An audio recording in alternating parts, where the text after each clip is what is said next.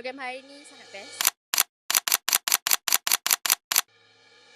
Okay, program Air Sedunia ni sangat memberi kata manfaat lah. Dari segi kita nak educate kepada masyarakat betapa pentingnya air lah untuk sekarang dan masa hadapan.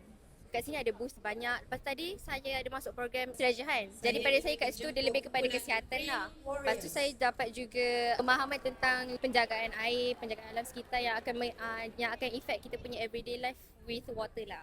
Dengan musim sekarang ni, air tak menentu. Kebersihan air pun tak dijaga. Banyak benda yang dia buat. Contoh, pembuangan sampah. Macam contoh sungai.